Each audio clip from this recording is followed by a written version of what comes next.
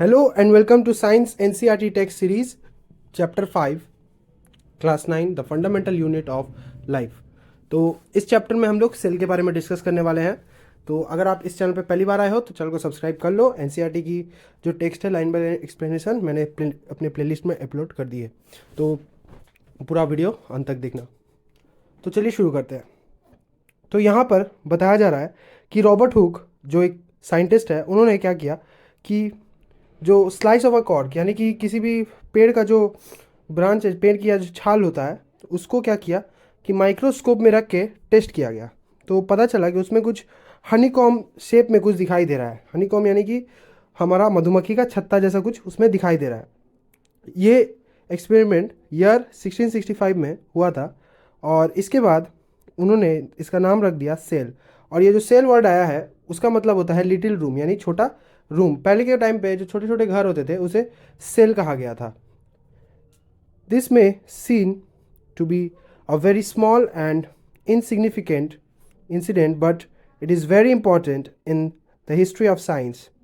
This was the very first time that someone had observed that living things appear to consist of separate units.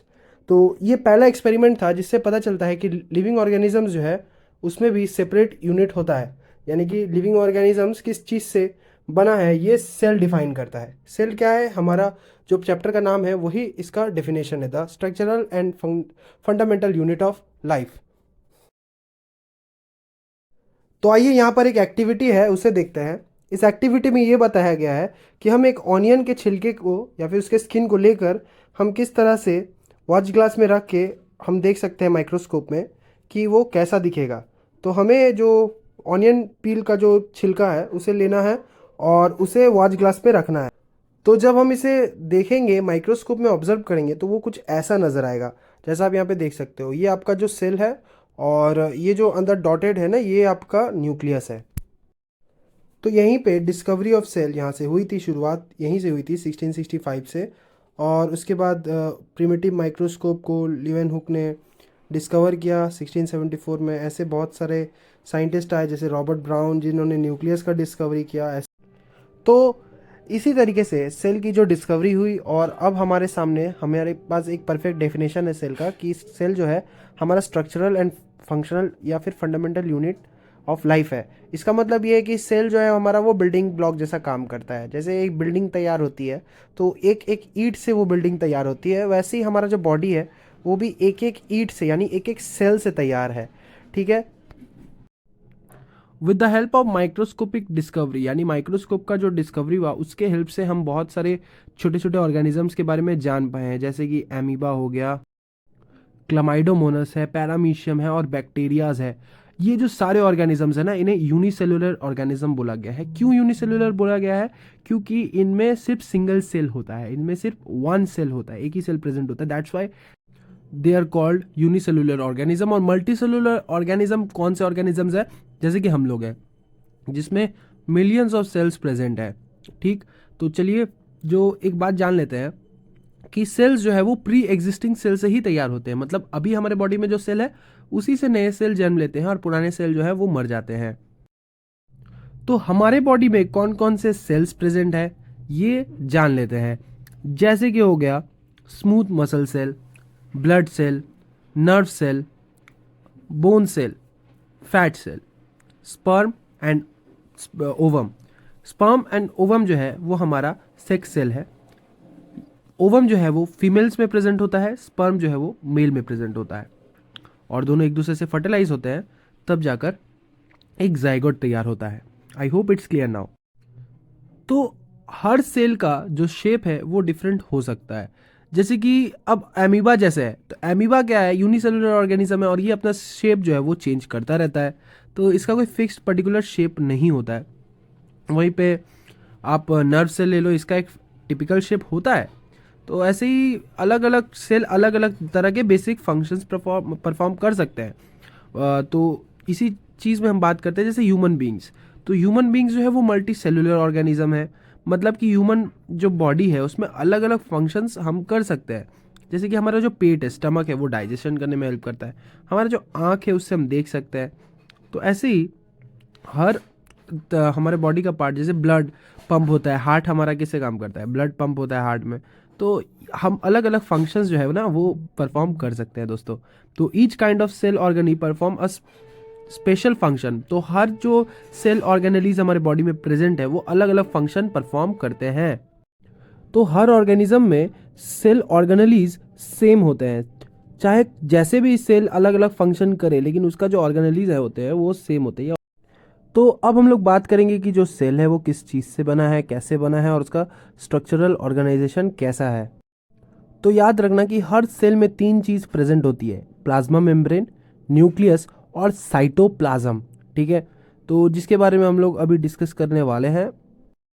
तो अब बात करते हैं plasma membrane के बारे में या फिर सेल मेम्ब्रेन के बारे में।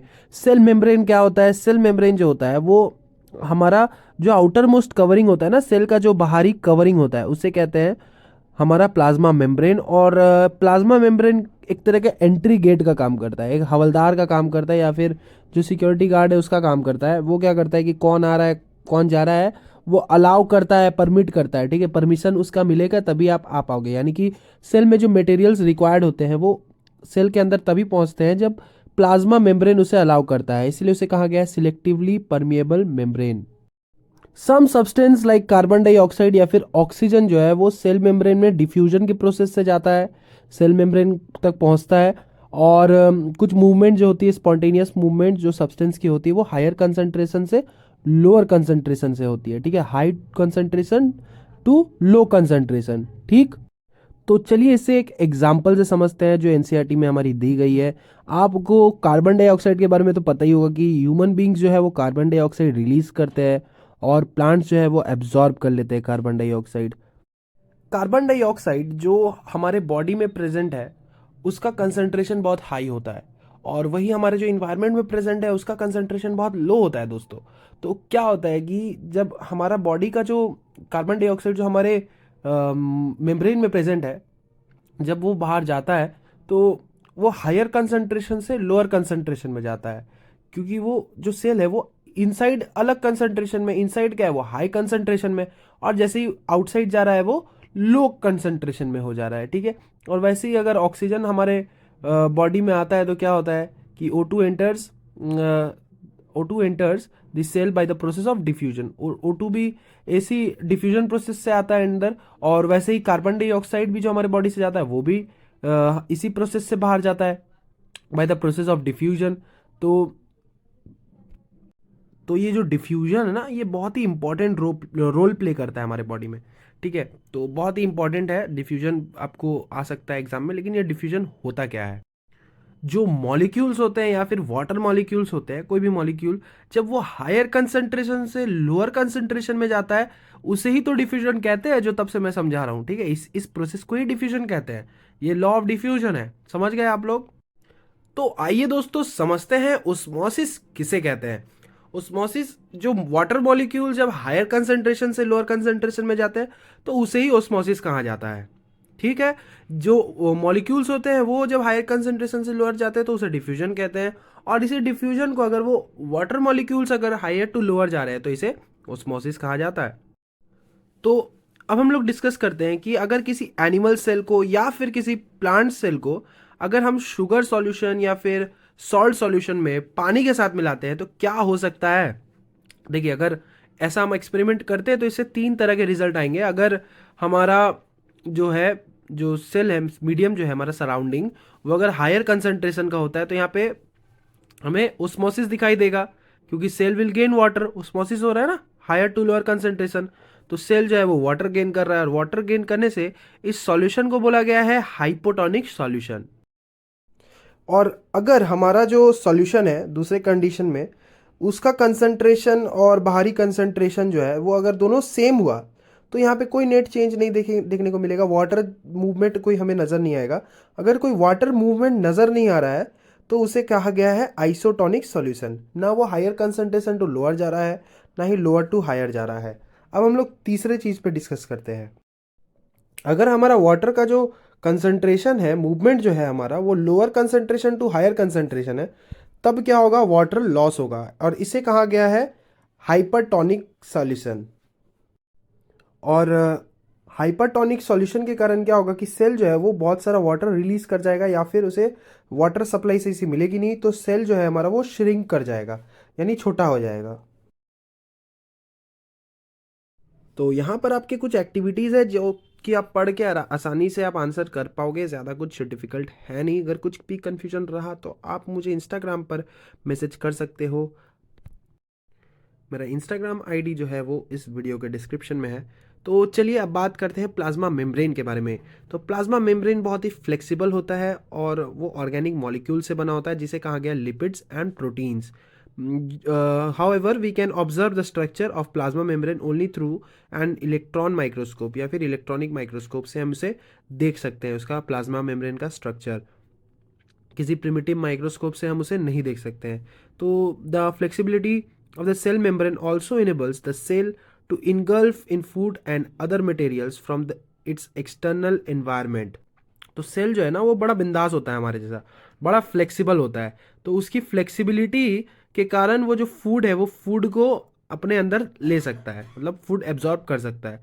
इसी प्रोसेस को कहा गया है इंडोसाइटोसिस, जो कि एमीबा करते हैं। एमीबा किस तरह से अपना खाना जो है वो पाते हैं, ठीक है। तो न्यूट्रिशन इन एमीबा जो है वो अपने में एक वास्ट टॉपिक है, बट फिर भी इसे हम शॉर्ट में समझ लेते हैं कि एमीबा जो है वो रेंगते रेंगते फूड तक पहुंच जाता है। भाई एमीबा का तो पैर नहीं होता है, तो ये किस तरह से रेंगते रेंगते जाता है। इसके पास जो इसके जो नकली फॉल्स फीट होते हैं उसे कहा गया है सूडोफोडिया। जो नकली फॉल्स फीट है इसके, उसके थ्रू ये क्या करता है, ग्रैब करता है फूड को और उसकी जो न्यूट्रिएंट्स है उसको एब्जॉर्ब कर लेता है और उसके बाद उसे छोड़ देता है।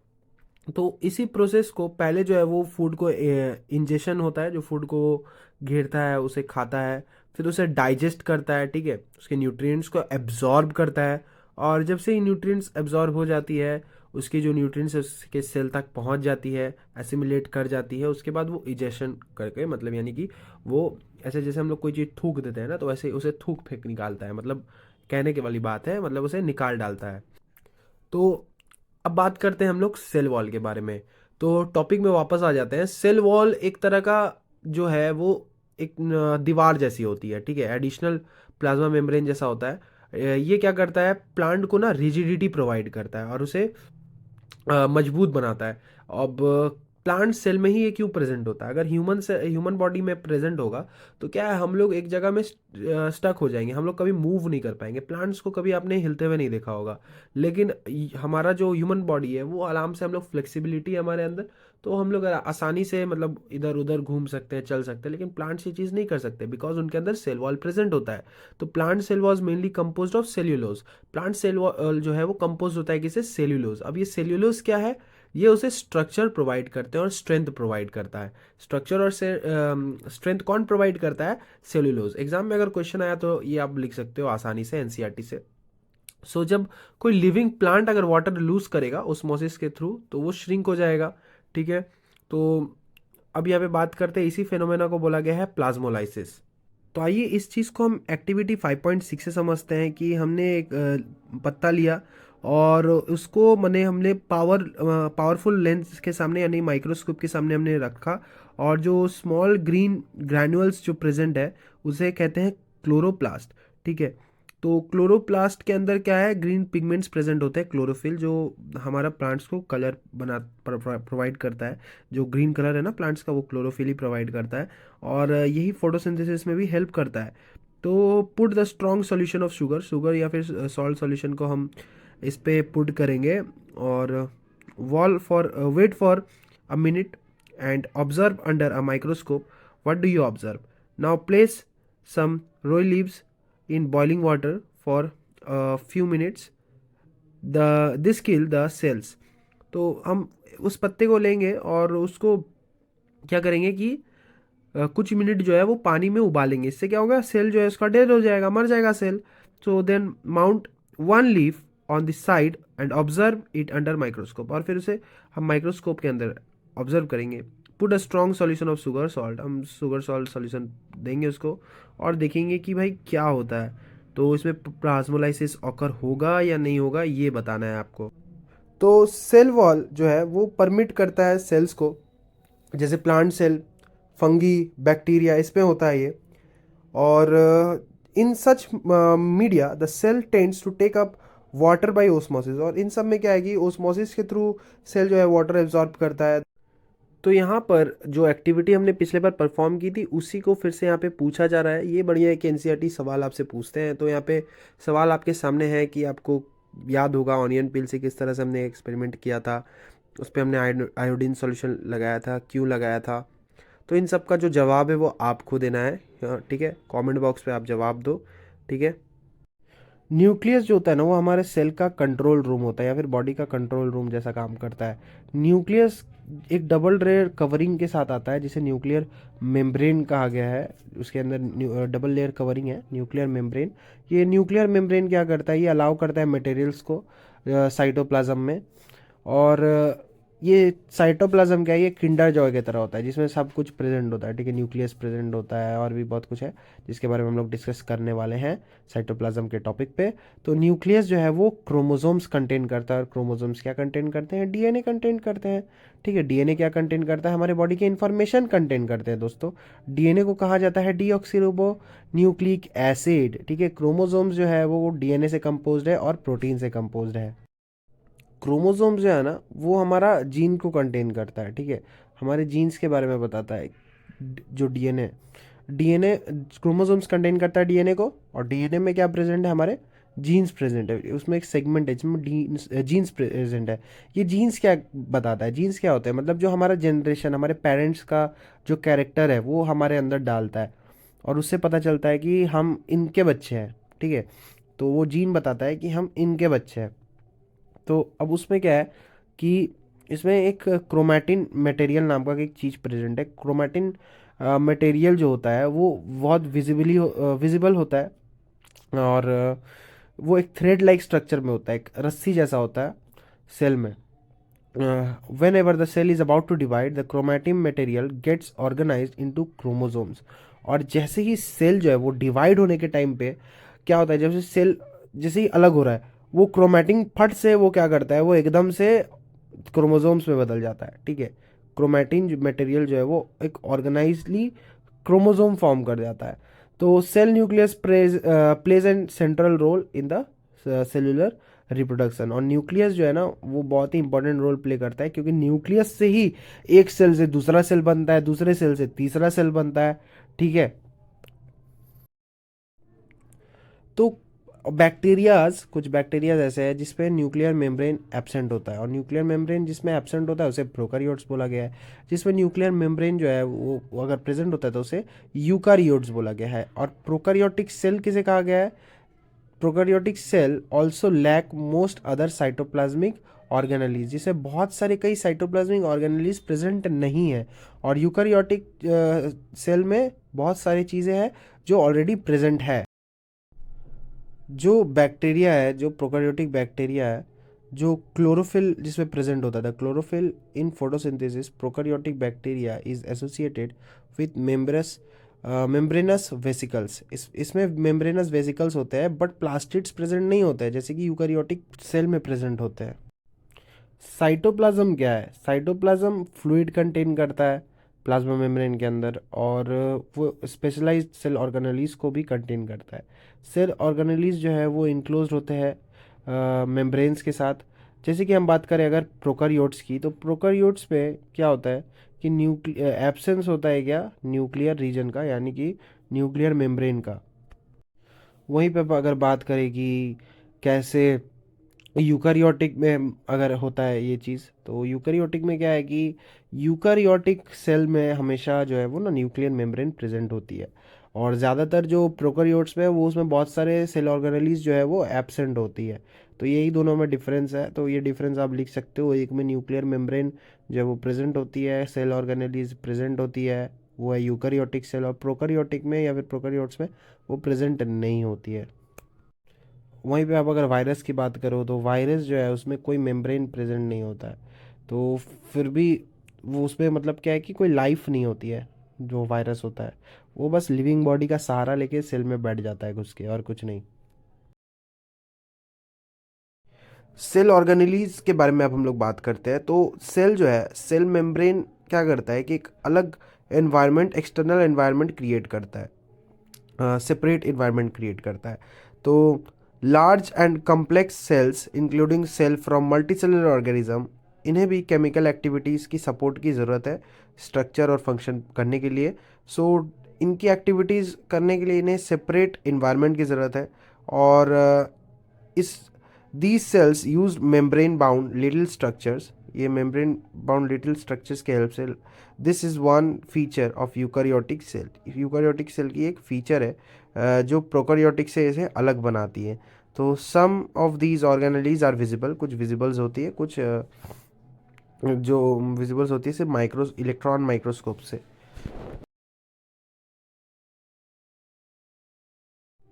तो सेल ऑर्गेनेलीज में हम लोग सेल के कॉन्स्टिट्यूएंट्स के बारे में बात करेंगे। तो जैसे कि यहाँ पे गोल्गी अपरेटस हो गया, इंडोप्लाज्मिक रेटिकुलम हो गया, लाइजोसोम्स हो गया, माइटोकॉन्ड्रिया, प्लास्टिड्स, ये सारा जो है ना एक ये सारे सेल्स के अंदर प्रेजेंट होते हैं, ये सारे ऑर्गेनेलीज है। ठीक है। तो इंडोप्लाज्मिक रेक्टिकुलम के बारे में बात करते हैं। ये बहुत ही लार्ज नेटवर्क बनाता है मेम्ब्रेन बाउंड ट्यूब्स और शीट्स में। तो ये कैसा दिखता है, ये थोड़ा ट्यूबल्स और राउंड शेप में होता है, ठीक है, बैग जैसा। तो ये जो है ना, ये एक्चुअली में दो टाइप का होता है, एक होता है रफ इंडोप्लाज्मिक रेक्टिकुलम, एक होता है स्मूथ इंडोप्लाज्मिक रेक्टिकुलम। तो रफ इंडोप्लाज्मिक जो होता है वो थोड़ा रफ दिखता है माइक्रोस्कोप में, क्योंकि उसके अंदर राइजोसोम्स प्रेजेंट होते हैं। अब ये राइजोसोम्स क्या है, ये मतलब क्या है कि which are present in all active cells, ये हर एक्टिव सेल से प्रेजेंट होते हैं। Are the site of protein manufacture, ये प्रोटीन को मैन्युफैक्चर करते हैं, ठीक है, एक तरह से मैन्युफैक्चरर जैसा होते हैं। The manufactured proteins are sent in various places in the cell depending on using the E R. Endoplasmic reticulum क्या करता है कि मैन्युफैक्चर करके इस प्रोटीन को अलग अलग वेरियस सेल्स पे पहुंचा दिया जाता है। अब हम लोग बात करते हैं कि स्मूथ इंडोप्लाज्मिक रेक्टिकुलम क्या करता है। Smooth endoplasmic reticulum fat molecules को मैन्युफैक्चर करता है, जैसे कि लिपिड्स हो गया, फैट मॉलिक्यूल्स, लिपिड्स। सो ये क्या करता है, उसे मैन्युफैक्चर करता है। और यही जो प्रोटीन्स है और लिपिड्स है, ये इसी के हेल्प से हमारा सेल मेम्ब्रेन तैयार होता है। और इस प्रोसेस को बोला गया है मेम्ब्रेन बायोजेनेसिस। ये क्वेश्चन आ सकता है, डिस्क्राइब या फिर define the process of membrane biogenesis. तो आपको यही लिखना है कि किस तरह से स्मूथ इंडोप्लाज्मिक रेक्टिकुलम जो है वो मैन्युफैक्चर करता है फैट मॉलिक्यूल्स को या फिर लिपिड्स को। और ये लिपिड मैन्युफैक्चर हो गए। अब उसे मैन्युफैक्चर करने के बाद वो लोग क्या करते हैं, वो लोग सेल मेम्ब्रेन को बिल्ड करते हैं, वो लोग सेल मेम्ब्रेन को बनाते हैं, वो मिस्त्री की तरह काम करते हैं, ठीक है। और यहाँ पे स्मूथ इंडोप्लाज्मिक रेक्टिकुलम हो गई उसकी मम्मी, ठीक है, मम्मी हो गई। और मम्मी के जो बच्चे हैं वो यहाँ पे हो गए लिपिड्स और यहाँ पे प्रोटीन्स हो गए। और वो लोग एक्चुअली में क्या करते हैं, वो लोग तैयार करते हैं, वो लोग मिस्त्री है, वो लोग तैयार करते हैं हमारे सेल मेम्ब्रेन को। तो थोड़ा कोशिश किया मैंने आपको समझाने का, नहीं समझ में आया तो कमेंट बॉक्स में लिख देना, नहीं समझ में आया सर फिर से दोबारा समझा दूंगा। तो ये डायग्राम जो है ये आपका आएगा एग्जाम में, 100% आएगा, किसी ना किसी टर्म में तो आपका आ ही जाएगा। एनिमल सेल ड्रॉ करो या फिर प्लांट सेल ड्रॉ करो, ड्रॉ नहीं भी करो तो उसे डिस्क्राइब करो, उसके डिफरेंसेस लिखो। तो पहला डिफरेंस यही है कि भाई एक में सेल वॉल प्रेजेंट है प्लांट में, एक में सेल वॉल एब्सेंट है। तो एक और फंक्शन है इंडोप्लाज्मिक रेक्टिकुलम का कि वो ट्रांसपोर्ट करता है प्रोटीन साइटोप्लाज्म में, ठीक है, वेरियस साइटोप्लाज्म्स में वो क्या करता है कि प्रोटीन न्यूक्लियस में और साइटोप्लाज्म दोनों में ही वो ट्रांसपोर्ट कर देता है। इंडोप्लाज्मिक रेक्टिकुलम का एक और फंक्शन है, वो फ्रेमवर्क प्रोवाइड करता है कुछ बायोकेमिकल एक्टिविटीज़ को। तो जो भी सेल के हैं, जैसे कि हम लीवर की बात कर ले, लीवर सेल जो है वो एनिमल सेल में प्रेजेंट होते हैं, जिसको हम लोग वर्टिब्रेट्स बोलते हैं, जिसको हम लोग आगे चैप्टर 7 में बात करेंगे। इसको हम जस्ट ऊपर ऊपर से समझ रहे हैं, समझे। तो हम इतना समझ लो कि जो स्मूथ इंडोप्लाज्मिक रेक्टिकुलम है ना, बहुत ही क्रूशियल रोल प्ले करता है हमारे बॉडी में, बहुत ही क्रूशियल, बहुत इंपॉर्टेंट रोल प्ले करता है, ठीक है। अब क्रूशियल रोल प्ले तो करता है। अब मान लो कि विराट कोहली टीम के लिए इंपॉर्टेंट तो है, लेकिन रन नहीं बनाएगा तो क्या वो इंपॉर्टेंट बनेगा, नहीं बनेगा। लेकिन क्रूशियल रोल प्ले करता है, लेकिन वो क्या रोल प्ले करता है, विराट कोहली किस नंबर पे अच्छा खेलता है, वो मिडिल ऑर्डर पे अच्छा खेलता है। वैसे ही यहाँ पे जो है ना स्मूथ इंडोप्लाज्मिक रेक्टिकुलम वो क्या रोल प्ले करता है, वो detoxifying many poisonous and drugs, वो हमारे बॉडी में जितना भी सेल में जितना भी पॉइजनस ड्रग्स है, ये सब जो पॉइजन्स है, उससे क्या करता है, डिटॉक्सिफाई करता है, मतलब जो टॉक्सिसिटी है ना उसकी, जो हार्मफुल सब्सटेंसेस है उसको मिटाने का काम करता है एक तरह से। तो अब बात कर लेते हैं गोल्गी एपरेटस के बारे में। गोल्गी एपरेटस एक्चुअली में इसे नाम दिया था कैमिलियो गोल्गी ने, जो कि एक मतलब एक सिस्टम है, कंसिस्ट करता है एक system of membrane bound vesicles. इस पे जो लिखा हुआ है ये मैं पूरा आपको समझा देता हूँ। ये क्या करता है, ये जो प्रोटीन्स है ना, प्रोटीन जिसके बारे में बात कर रहे थे, जो कि ईआर बना रहा है, ईआर का जो प्रोटीन है वो रिसीव करता है, बोलता है भाई तू प्रोटीन दे दे। जैसे हम किसी से पैसा मांगते हैं ना, गोल्गी अपरेटस क्या मांगता है, प्रोटीन मांगता है, भाई प्रोटीन मुझे दे दे, मैं बाकियों को पहुंचा दूंगा। एक तरह का डिलीवरी बॉय है। अमेजोन एक कंपनी है और उसका एक डिलीवरी बॉय है, वो बंदा क्या कर रहा है, जहाँ जो सामान पहुंचाना है वो पहुंचा रहा है। तो वैसे ही गोल्गी अपरेटस क्या करता है, प्रोटीन लेता है, receives is the protein from ER, और उसे क्या करता है, वो टारगेट सेल्स पे भेज देता है जहाँ उसे जाना चाहिए, लाइजोसोम्स में या फिर जिस भी पार्ट ऑफ जहाँ पे उसे पहुँचना चाहिए सही जगह पे, वहाँ उसे पहुँचा दिया जाता है। लाइजोसोम में भाई भयंकर डाइजेस्टिव एंजाइम्स प्रेजेंट है। ये डाइजेस्टिव एंजाइम्स को कौन बनाता है, ये हमारा रफ इंडोप्लाज्मिक रेक्टिकुलम। लाइजोसोम्स जो है वो हमारा एक तरह से डिस्पोजल वेस्ट सिस्टम है, मतलब वो एक तरह से हमारे बॉडी की जो गंदगी है, सेल्स की जो गंदगी है एक्चुअली में, उसे बाहर फेंकता है। डिस्पोजल सिस्टम है और ये सेल को क्लीन करने में मदद करता है, ठीक है। तो ये कचरा जो है ना सेल के अंदर का जो प्रेजेंट है उसे बाहर फेंक देता है, और जो फॉरेन मटेरियल्स है जैसे कि बैक्टीरिया हो गया और food as well as old organelles end up in the lysosomes, ये सारे चीज़ों को बाहर फेंक देता है, जितना भी वेस्ट मटेरियल है सबको बाहर फेंक देता है हमारे सेल से। सो विच ब्रेक्स कम्प्लेक्स सब्सटेंस, ये इस कम्प्लेक्स सब्सटेंस में ब्रेक होता है। ये क्या करता है ना, ये इनके एबिलिटी क्या है, ये मतलब कंटेन करता है पावरफुल डाइजेस्टिव एंजाइम्स, जो क्या करता है, ऑर्गेनिक मटेरियल को ब्रेक डाउन करता है और मतलब मेटाबॉलिज्म में हेल्प करता है, ठीक है। आपका सेल जब डैमेज हो जाता है तो लाइजोसोम्स क्या करता है, लाइजोसोम्स बर्स्ट हो जाते हैं, यानी फट जाता है, और जो उसके एंजाइम्स होते हैं वो डाइजेस्ट हो जाते हैं अपने आप। तो इसीलिए इसे सुसाइड बैग भी कहा गया है। तो ये क्वेश्चन आ सकता है कि लाइजोसोम्स को सुसाइड बैग क्यों कहा गया है, क्योंकि अगर सेल डैमेज हो जाता है तो वो बर्स्ट आउट हो जाता है और एंजाइम्स को डाइजेस्ट कर लेता है। एंजाइम्स जो है सेल में अपने आप डाइजेस्ट हो जाते हैं। अब हम लोग माइटोकॉन्ड्रिया के बारे में बात करते हैं। माइटोकॉन्ड्रिया जो है ना वो power house of the cell है। उससे पहले बात कर लेते हैं कि इसमें दो मेम्ब्रेन प्रेजेंट होती है, कवरिंग होती है, एक आउटर एक इनर, एक पोरस होती है और एक डीपली फोल्डेड होती है। और ये जो फोल्ड्स होते हैं ये क्या करते हैं, एटीपी सरफेस एरिया बढ़ाते हैं, इंक्रीज करते हैं एटीपी जनरेशन के लिए। एक्चुअली में माइटोकॉन्ड्रिया क्या करता है, जनरेट करता है एटीपी। अब ये एटीपी क्या है, ये है एनर्जी करेंसी, ये एक तरह का एनर्जी करेंसी है। एटीपी जो है ना वो एडेनोसिन ट्राइफॉस्फेट एक तरह का केमिकल रिएक्शन है। ये एनर्जी जो है, the energy required for various chemical activities, हमारे बॉडीज़ को एनर्जी की ज़रूरत होती है केमिकल एक्टिविटीज़ के लिए। तो माइटोकॉन्ड्रिया को power house of the cell बोला गया है, क्योंकि एटीपी जो है ना वो हमारी एनर्जी करेंसी है हमारे सेल की। तो बॉडी जो है ना इसी एटीपी को यूज़ कर कर जो केमिकल कंपाउंड्स है और मैकेनिकल वर्क है वो करता है। तो mitochondria are strange organelle in the sense that they have their own DNA. Mitochondria के अपने डीएनए होते हैं और अपने राइजोसोम्स भी होते हैं। सो इसीलिए माइटोकॉन्ड्रिया जो है ना वो अपना मतलब प्रोटीन भी खुद से तैयार कर सकता है। प्रोटीन भी भाई खुद ही तैयार कर लेता है, मतलब कितना पावरफुल है। एक तो एनर्जी करेंसी जनरेट कर रहा है, उसके बाद जो है आपका खुद ही मतलब जो माइटोकॉन्ड्रिया है ना वो खुद ही डीएनए, इसके पास अपना अपना डीएनए है, और उसके बाद राइजोसोम्स भी अपने हैं। माइटोकॉन्ड्रिया जो है ना वो अपने प्रोटीन भी तैयार कर सकता है। तो भाई बहुत ही इंपॉर्टेंट रोल है यहाँ पे माइटोकॉन्ड्रिया का हमारे सेल में। तो ये क्वेश्चन यहाँ से डेफिनेटली आएगा, इसे लिख लो, पढ़ लो, जो भी करना है करो, लेकिन इसे देख लो भाई, अच्छे से समझ लो। अब अगर प्लास्टिड्स की बात करें, प्लास्टिड्स जो है ना वो सिर्फ प्लांट सेल में प्रेजेंट होती है, एनिमल सेल में प्लास्टिड्स नहीं होते। तो आप एक और पॉइंट लिख सकते हो दोनों में difference, animal cell plant cell में, कि भाई उसमें एनिमल सेल में सर होते हैं क्या, प्लास्टिड्स नहीं होते हैं एनिमल सेल में। और प्लास्टिड्स किस में होते हैं, प्लांट सेल में होते हैं, ठीक। सेल वॉल किस में होते हैं, प्लांट सेल में होते हैं। सेल वॉल किस में एब्सेंट होते हैं, एनिमल सेल में एब्सेंट होते हैं। तो ऐसे करके बहुत सारे डिफरेंसेस आपको मिल जाएंगी। तो प्लास्टिड जो है वो दो टाइप के होते हैं, ठीक है। तो क्रोमोप्लास्ट जिस और एक है ल्यूकोप्लास्ट। क्रोमोप्लास्ट जो है वो क्लोरोप्लास्ट कंटेन करता है, जो पिगमेंट होती है ना क्लोरोफिल, वो कंटेन करता है। और क्लोरोप्लास्ट जो है वो बहुत ही इंपॉर्टेंट होता है फोटोसिंथेसिस के लिए। हम सब जानते हैं कि प्लांट्स को क्लोरोफिल की सख्त आवश्यकता है।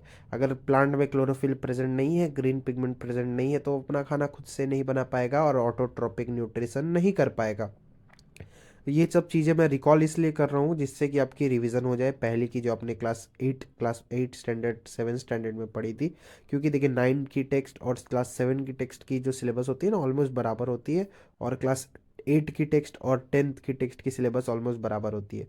तो आपने 7 में जो पढ़ा था उसी को यहाँ पे रिकॉल करना है। तो ल्यूकोप्लास्ट जो होता है वो प्राइमरी ऑर्गेनेलीज होते हैं।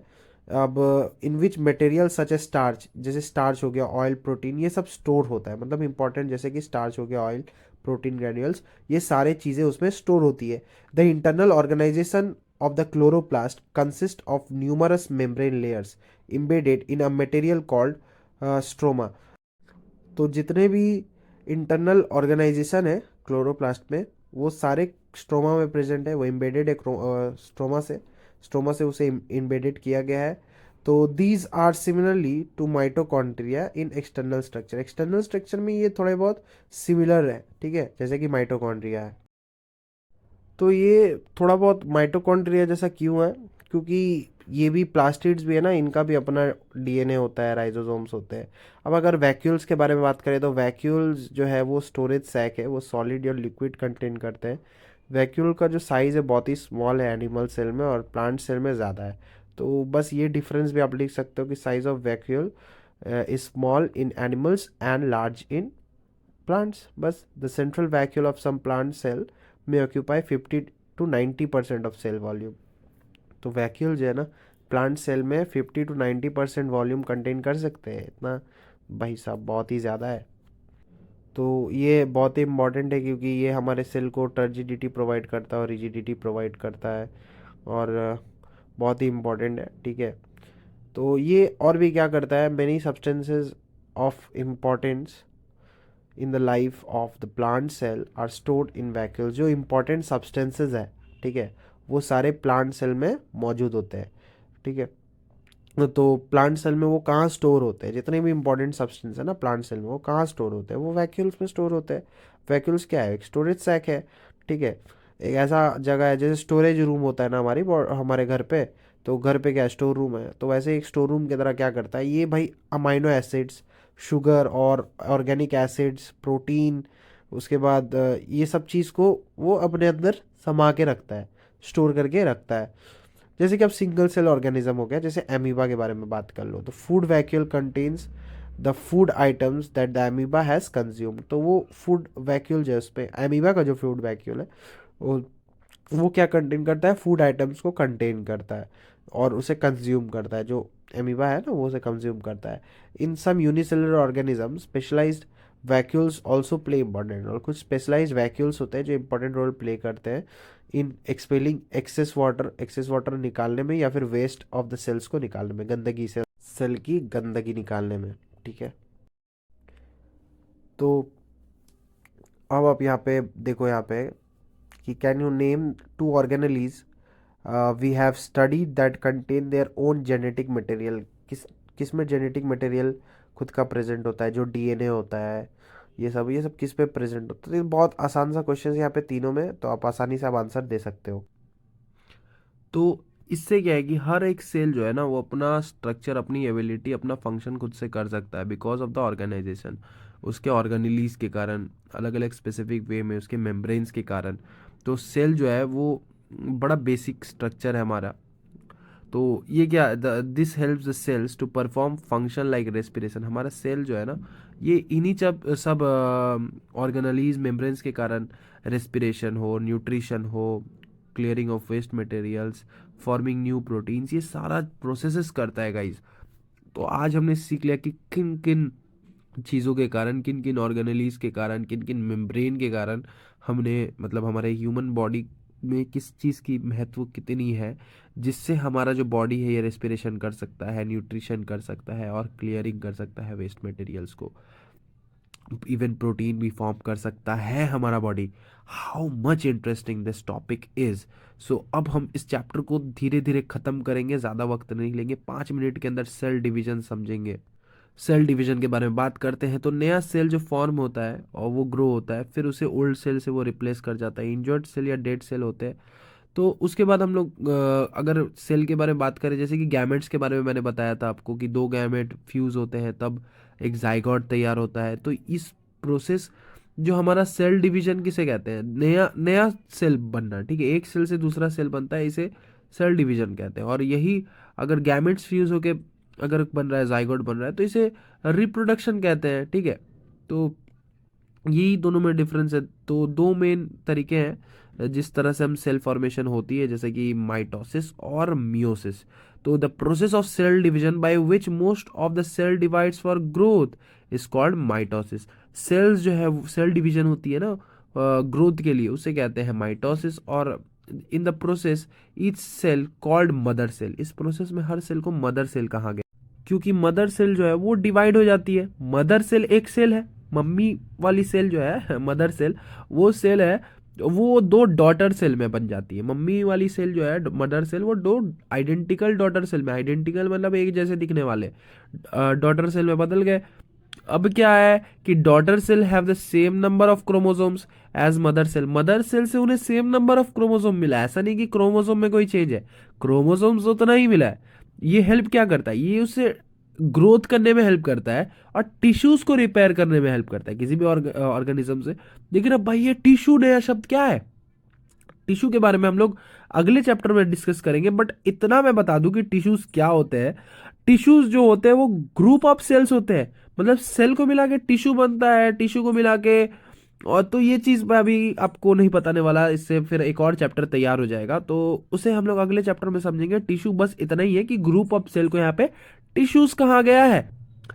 Specific cells of reproductive organ or tissue in animal and plant divide to form gametes। तो देखिए ये जो कुछ स्पेसिफिक सेल्स है, जैसे मैंने कहा था स्पर्म एंड ओवम, ये लोग बहुत ही इंपॉर्टेंट है हमारे रिप्रोडक्टिव ऑर्गन्स के लिए, क्योंकि कुछ स्पेसिफिक सेल्स है या फिर जो टिश्यूज है एनिमल्स में या प्लांट्स में, वो गैमेट्स फॉर्म करते हैं, ठीक है। अब ये गैमेट्स क्या है, ये चीज़ हम लोग आगे जानेंगे। So which after fertilisation give rise to new offspring. Offspring तैयार हो रहा है, मतलब हम मैंने जो अभी बताया कि एक मेल गैमेट है, एक फीमेल गैमेट है, दोनों फ्यूज हो गया और नया ऑफस्प्रिंग जो जाइगोट तैयार हो रहा है। जाइगोट से क्या है, वो एक बच्चे में बदल गया और न्यू ऑफस्प्रिंग जो है तैयार हो रहा है। तो यही चीज तो है, बड़ी सिंपल है। They divide by a different process, ये जो है ये डिफरेंट प्रोसेस से होता है, ये मियोसिस से होता है। हमारे जो मतलब जो जो बेबी जो जन्म लेता है वो किस प्रोसेस से होता है, वो उसमें ये प्रोसेस होता है, मियोसिस प्रोसेस होता है। माइटोसिस अलग है, मियोसिस अलग है, ठीक है। माइटोसिस क्या है हमने अभी डिस्कस किया, थोड़ा पीछे चले जाओ फिर समझ जाओगे। मियोसिस क्या है, मियोसिस जो न्यू ऑफस्प्रिंग जो तैयार हो रहा है, फर्टिलाइजेशन प्रोसेस आ रहा है, उसमें कोई फर्टिलाइजेशन प्रोसेस नहीं था। अब समझ में आया डिफरेंस, कोई फर्टिलाइजेशन प्रोसेस था ही नहीं उसमें, हमने डिस्कस ही नहीं किया। यहाँ पे फर्टिलाइजेशन प्रोसेस है, यहाँ पे they divide by different processes called meiosis which involves two consecutive division। इसमें दो तरह के consecutive divisions भी होते हैं। when a cell divides by meiosis it produces 4 new cells। अब ये 4 नया सेल्स तैयार करता है। अब आप बोलोगे ओ भाई साहब, पहले वाला इसका मतलब क्या 2 न्यू सेल फॉर्म करता था? जी, पहले वाला 2 न्यू सेल फॉर्म करता था और ये वाला 4 न्यू सेल फॉर्म करता है। मियोसिस जो है, मियोसिस में 4 नए सेल फॉर्म होते हैं, माइटोसिस में 2 न्यू सेल फॉर्म होते हैं। The new cell only have half the number of chromosomes, और न्यू सेल में half number of chromosomes present होते हैं, ठीक है, इसी में half number of chromosomes present होते हैं than that of the mother cell। So can you think as to why the chromosome number have reduced to half in daughter cells। तो daughter cell में आपने समझा कि किस तरह से, मतलब अब सोच रहे हो कि कैसे, मतलब यहाँ पे डॉटर सेल में क्रोमोसोम्स का नंबर रिड्यूस हो रहा है, बल्कि क्रोमोसोम्स तो उसी हिसाब से पहुंचनी चाहिए थी, लेकिन क्या हो रहा है यहाँ पे क्रोमोसोम्स की जो नंबर है वो डिक्रीज हो जा रही है। इस चीज को हम लोग आगे जाके डिस्कस करेंगे। जैसा मैंने आपको कहा था कि एनसीईआरटी आपसे सवाल पूछेगा, वो हम हर बार नए क्वेश्चंस करता है आपसे, हर बार आपको नई चीज सिखाने के लिए आपके दिमाग में क्वेश्चन करना चाहता है, क्योंकि वो जानता है कि हमारे जो बच्चे हैं वो क्वेश्चंस हमें करते ही नहीं है। सिर्फ भाई सर मेरे को सारा क्लियर हो गया, लेकिन बाद में एग्जाम देने बैठते हो तो ये नहीं आ रहा है वो नहीं आ रहा है, इसलिए पहले ही वो क्वेश्चन पूछ लेते हैं कि बेटा तुमको ये मालूम है, इसके बारे में जान लो, बेटा तुमको वो मालूम है उसके बारे में जान लो। अगर आपको ये वीडियो अच्छी लगी है तो वीडियो को लाइक कर दो, चैनल को सब्सक्राइब कर दो, दोस्तों में भी शेयर कर दो, जिससे कि वो भी पास हो जाए, उनका भी भला हो जाए भाई। और ऊपर वाला तुम्हें आशीर्वाद दे, भगवान तुम्हें आशीर्वाद दे, जीसस क्राइस्ट तुम्हें आशीर्वाद दे। मिलते हैं अगली वीडियो में, तब तक के लिए थैंक्स फॉर वॉचिंग, बाय। और बेटा एक चीज़ मैं बता दूं आप लोगों को कि एनसीईआरटी का जो ये टेक्स्ट बुक है पढ़ना बहुत ही ज़रूरी है। सारे क्वेश्चंस इसी में से आते हैं, बाहर से कुछ नहीं आएगा, कुछ नहीं आएगा बाहर से, जो आएगा इसी टेक्स्ट बुक से आएगा। तो इस टेक्स्ट बुक को आपको पढ़ना है, कोई भी सजेशन कोई भी गाइड बुक काम नहीं आने वाली है, इतना मैं आपको बता देता हूँ। क्योंकि मैं भी एक सीबीएसई टीचर हूँ और इतना मेरे को पता है कैसे पेपर बनता है। तो इससे आपकी भलाई के लिए मैं बोल रहा हूँ कि बुक पढ़ो भाई, लाइन बाय लाइन बुक पढ़ो, वो सब, वरना आप एग्ज़ाम नहीं क्लियर कर पाओगे। अभी समय है, आराम से आप पढ़ो, ठीक है। तो आप एक और चीज़ करो कि इससे नोट्स बना लो थोड़े बहुत, तो आपको बहुत काम आ जाएगा नोट्स बनाओगे तो। और कमेंट बॉक्स में बताओ अगला कौन सा चैप्टर चाहते हो, मोशन चाहते हो या इसके बाद वाला चैप्टर 6 चाहते हो, तो अगले संडे उसी की वीडियो आएगी, उसी के अटेंडेंस लगवाऊंगा मैं तुमसे।